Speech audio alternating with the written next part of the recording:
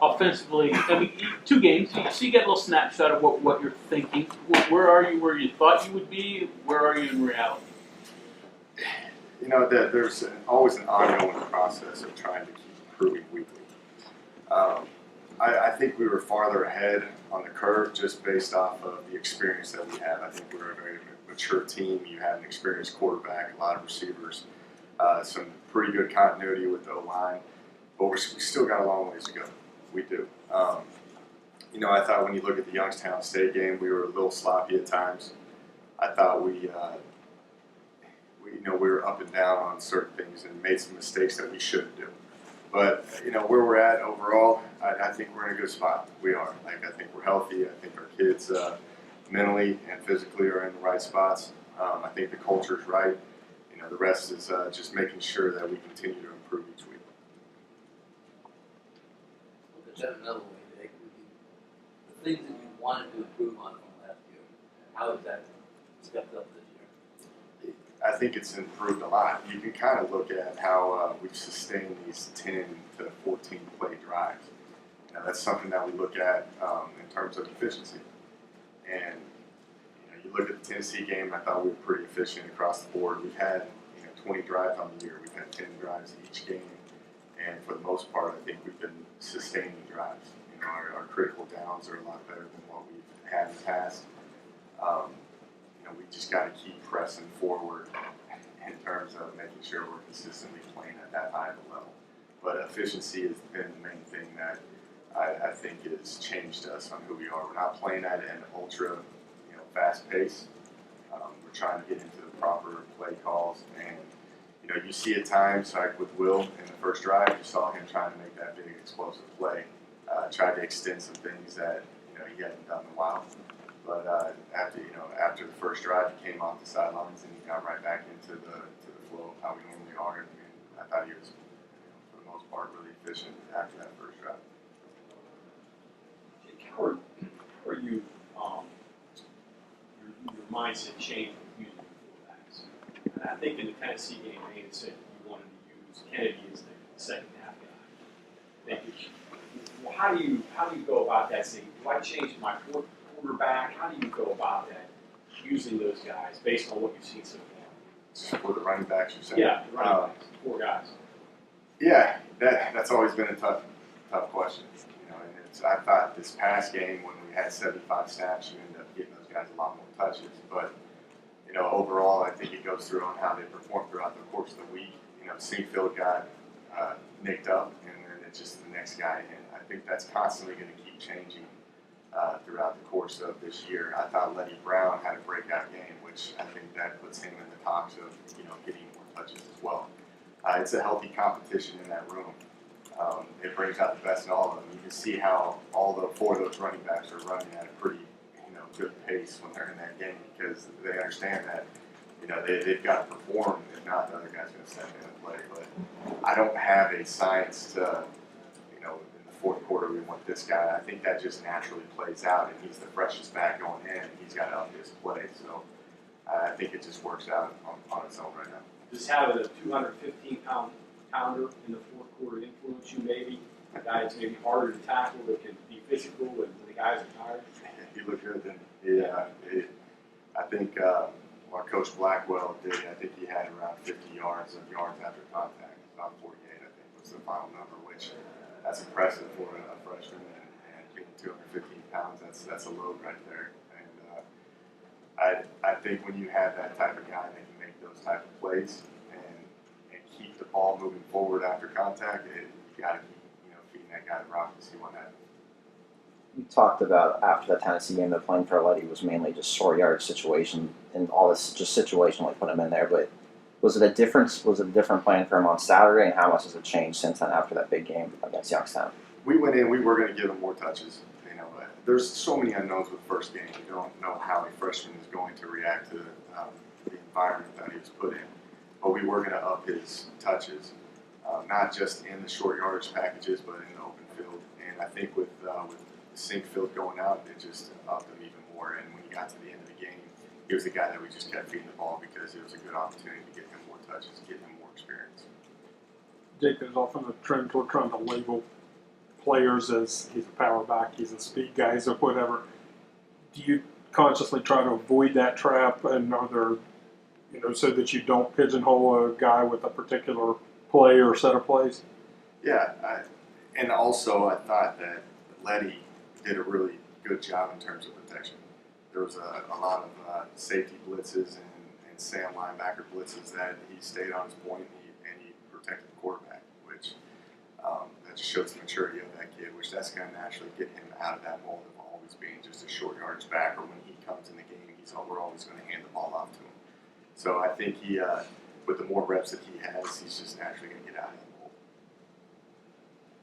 If we went to the state before he gets a handoff, he asked Will and like points for something and still got the ball. Did you see that progression from week 1 to week 2 of pre-snap? Just know I what the think hell when Coach Blackwell heard that story, they had a pretty good conversation after that and cleaned that up.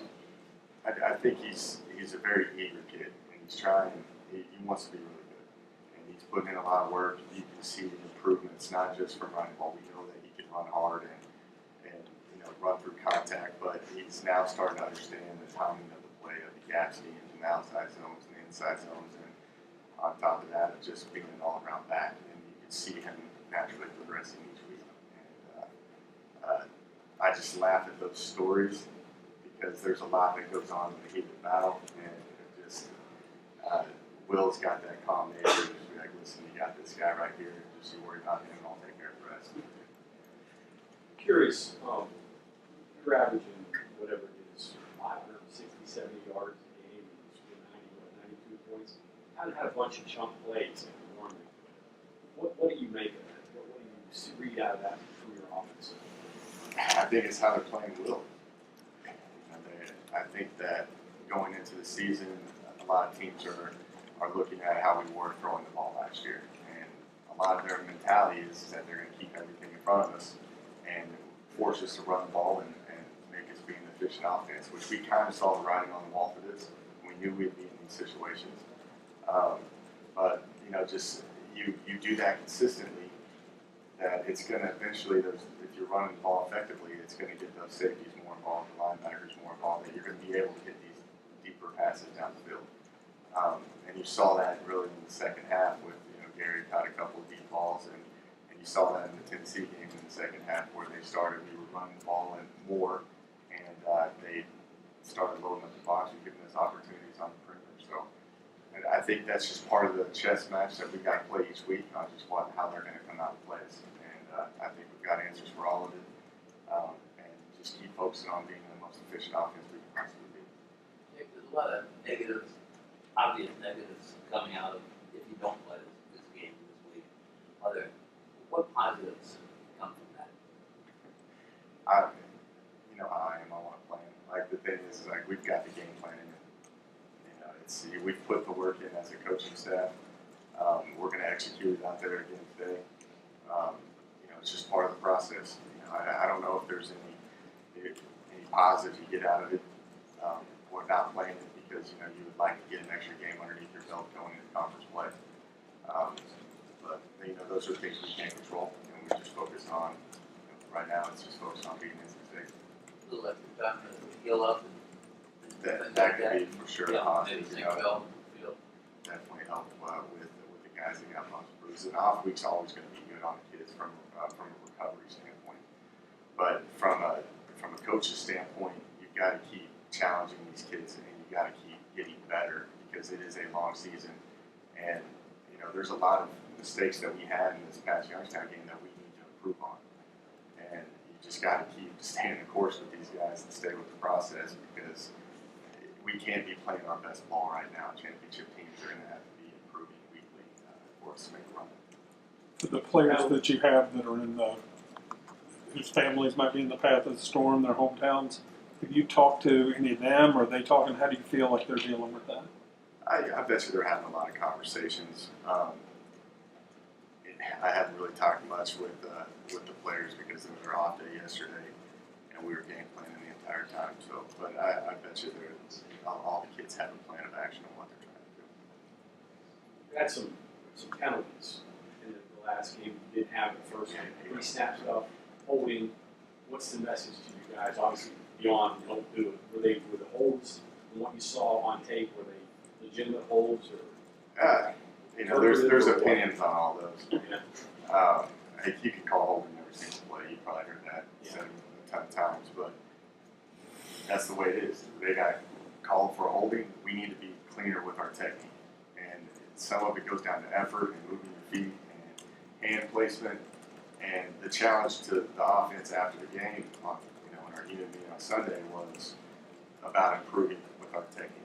Right? We can't afford to have 8 penalties, and not just 8 penalties. We had 4 ball security situations that where the ball was on the ground. We can't afford that either. We also had 4 negative plays. We've got to eliminate the negative plays, the penalties, the ball security issues, the things that we can control. I always tell them that holding is going to happen, but the thing that we've got to coach off of it, and we've got to correct it as an individual in terms of technique. Doesn't that kind of play into what we wanted to do, make you drive down the field and screw up, that kind of thing? Does that lead into that? Yeah, it is. I thought that was the negative part of our unit meeting was the penalties, and when you're playing a team that's in that bend don't break mentality, that's tough to overcome at times. And I thought from an adversity standpoint, I thought they did a really good job of overcoming those longer situations. Because I think on every single penalty that we had, we overcame it at some point. Which is a testament to them on understanding how to plan you, being efficient, getting the ball and always move forward. But those penalties are crushing us right now. And when we get into tight battles, that's not going to play into our favor. What we saw out of Sims last week is going to be a weekly happening. How different is more explosive does that make your offense, and does it affect the use of tight ends? Yeah, and Pelini's game plan was take Davis Hills out of the game. He had 2 or 3 guys on him at all times, so that's naturally going to open up someone else. And that's what we talked about so much is that if you elevate your play, you're going to open up other people. And we want everybody on the perimeter playing at a high level, because that puts a lot of stress on defense coordinators on who they're going to try to take away the game plan. And if you can get the run game going more efficiently and effectively, then it's kind of a pick your poison type deal. But just to see Marcus, we knew that he's capable of doing that. That was good just to see it happen. It's been great to see Gary finally get in the end zone, which he's got 4 of them now, which is good to see other people having success, because the focus on this past game was to try to take Sills out of the game. Through running stuff, the 2 running backs at once, if I'm wrong, not as much last year. Yeah, not as much. More this year. And all the motion and the slight hand stuff. What is that opening up, and how much is left that you can still present?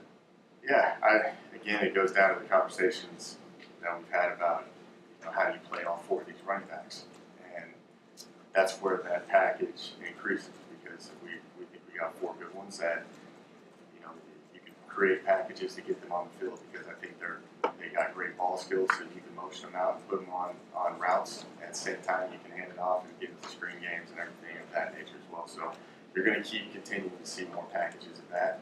Another thing is that I'm trying not to be so heavy with the tight ends, because we don't have very many of them right now. You can't afford to just run Wesco out there for 65 plays and 75 plays. You got to get a little bit creative. You got to be cautious of how many plays these kids are playing, and that's just kind of how these packages evolve. First game action for Allison. Any benefits? He only got 3 passes, I think, but just getting out there in the spotlight. What did you think of his performance? Just from the standpoint of walking out there in the Mountaineer field, there's a lot you can get past that, the nerves. That's the first college game he's played. And I thought he handled it well. There's always going to be nerves. You saw a lot of those young kids going in and getting their first opportunities out there, and they were nervous going out there, which I think the more you do that, the more calmer they're going to be. And I thought Jack handled it well. He had great poise, managed that offense pretty well for just the drive that he had. Was just a little off on that one throw, but you can correct that pretty easily. But very pleased with what Jack said. Do you expect to have all 4 backs in your rotation this week?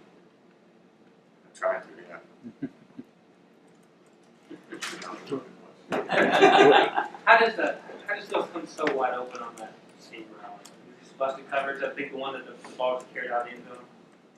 Jax, you're saying? Oh, wasn't it on a It was saving early? Oh, yeah, there was a little miscommunication on that one. Will thought he was taking it high, and he flattened the route off a little bit more. You know, that's a new concept that we're toying with, which is a good learning experience. You know, that we ran that the first play where Gotti ended up getting a holding penalty. That was to Marcus on the deep post where we should have hit it, David Sills. That was on that first drive where Will was trying to hit the home run shot. Came back to that play a couple more times where we scored with Gary on that, and then the Sills play that was overthrown. Do you recall how much Will ran, what you sent in, and how much you checked off? That's This game was, he didn't do very many hits because they were so cautious of, we would call a lot of run. They were playing 4 guys in the box at times, you know, where we had to take advantage of that. So they didn't do anything to try to catch them off guard and stuff. So this was one of the games that kind of naturally played its course. Not compared to Tennessee, where you checked a lot. Because the two opponents of Mark, you run the ball differently or with different personnel. We went a little more spread, more 4 wide with Youngstown, based off of how they were playing everybody. They were bracketing all the receivers, so it got to the point where there were not very many guys in the box at all. So we took advantage of that. Pull more receivers out there, those spread out. Spread out, yeah. Jake, there was a lot made about Gary's 3-touchdown game on Saturday. What sort of improvements have you seen out of him maybe last year coming into this year? Not much. Like he's obviously improved. He's gotten bigger. He's gotten faster. He's gotten leaner. You know, I think he's carrying his weight well. He's taken a lot of pride in blocking. You know, that's something that he improved off of. I think it's just finally now that we've got other weapons out there that is opening up a lot more opportunity for him vertically. And sometimes it's the right place at the right time. Will caught certain defenses, or like in Tennessee, and certain checks that worked out for him. But we've always known that Gary can go get it. It's just finally he's actually crossing the end zone. Coach, Will taught to make those plays, like the pass interference against Marcus. He just kind of threw it up there, and I know he did that a couple times last year. Is that just kind of open? The thing with Will and Marcus is that they're on the same page in terms of he knows that Marcus is going to run by him. So that's why he gets a little greedy at times and holds on, and he was gonna bomb that one to the corner of the end zone almost. And Marcus got okay, there was a collision that kind of hurt the play, but that's what we're trying to eliminate, because I know that at times like we need it, Will can hold on to the ball as long as he can throw it very far. But you know, get to your second and third read, because that's why those routes to Marcus kept opening up. Like Marcus kept hitting that curl route is because everybody was running with Gary. So if you watch the tape on it, it's pretty interesting. You'll see 3 guys run with Gary and leave Marcus wide open. You know, they were not going to let us try to get a deep shot. Didn't address Chase's first start a little bit, but sliding from tackle. What do you want to see out of that promising? It was good.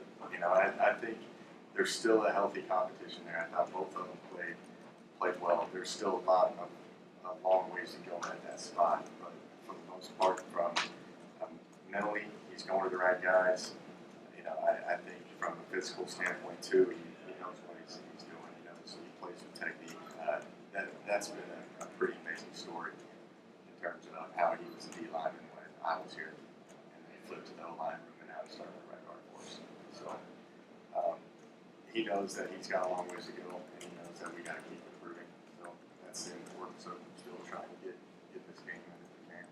NC State is going to announce here in the next minute that the game this weekend is canceled, obviously because of the hurricane. So, any other questions for Jake? Get that.